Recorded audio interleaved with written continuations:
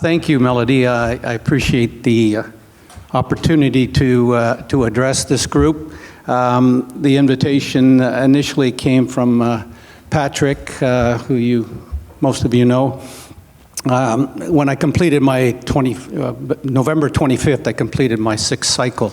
And at that time, he indicated that perhaps I might wish to speak at the conference. And so time went by. First of all, I had to determine that I was in fact responding well to Pluvicto. So that went very well. So here I am. I want to emphasize that life is good. I can testify to that. And the fact that I'm here, and yesterday and today as well, I'm listening to all this patient data and all these research studies and so forth. I'm Waldo. I'm the guy you're all talking about. So I am also a professional patient, but not a paid actor. I don't work for anybody. The company you see in the program is in fact my management company.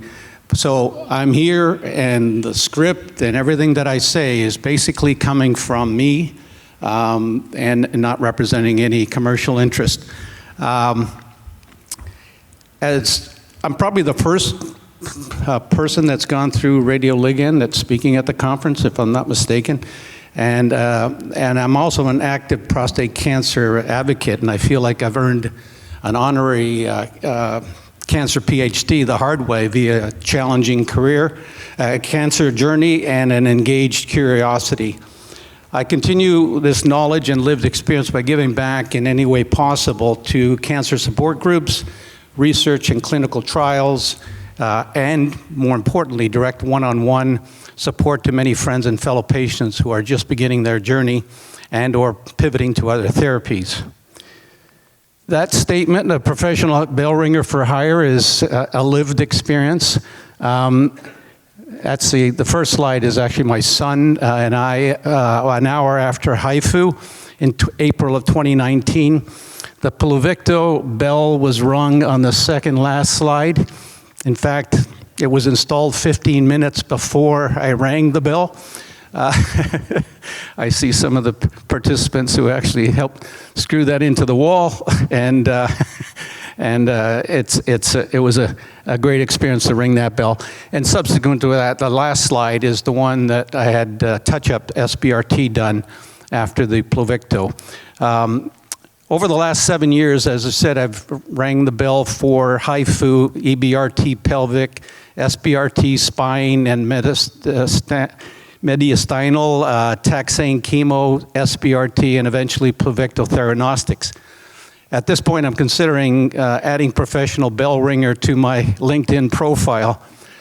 But behind every one of those bells was another recovery, another adaptation, another attempt to regain some normalcy while living with advanced metastatic prostate cancer.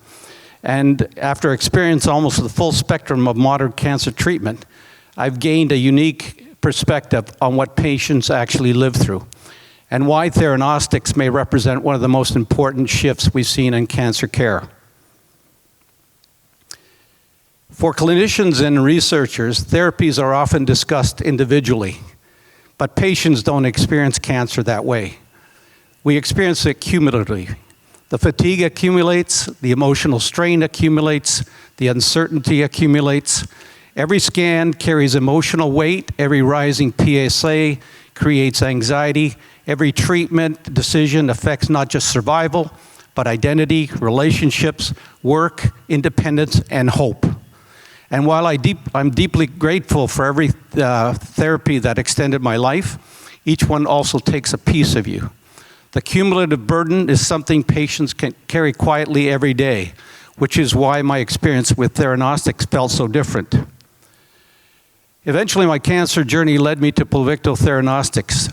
The concept itself sounded almost futuristic. First, identify prostate cancers through PSMA imaging, then deliver targeted radiation directly to those cells. But as a patient, what mattered most to me wasn't only the science, it was the experience. After years of cumulative treatment burden, theranostics felt fundamentally different from anything I experienced before.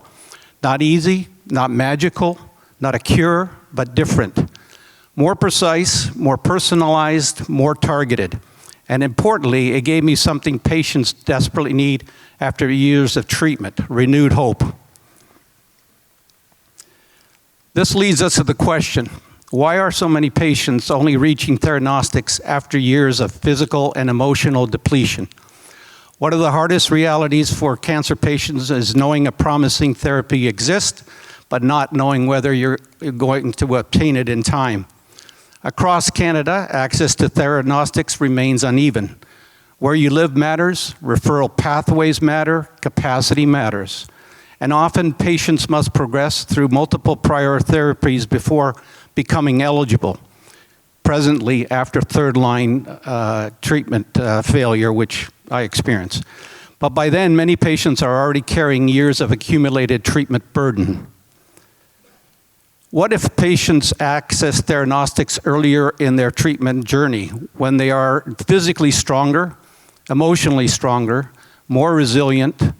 Earlier access is not only about extending survival, it may also be about preserving quality of life, independence, mobility, dignity, and the ability to remain engaged with family and community.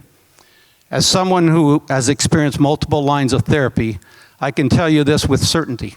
Many patients are not the same person emotionally or physically after years of cumulative treatment.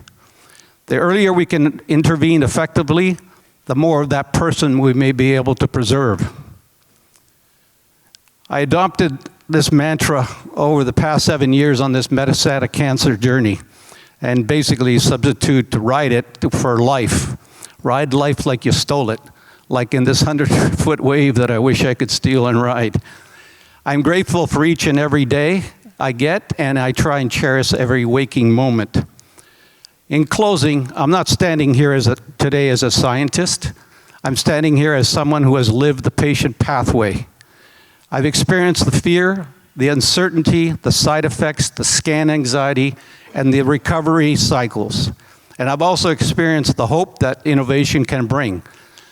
Theranostics did not erase my cancer, but it changed how I experienced treatment. And it changed about the future of cancer care in Canada. My hope is that future patients will not need to become professional bell ringers before accessing therapies that may help them live better and longer. Because innovation only changes when a patient can actually obtain it. Thank you.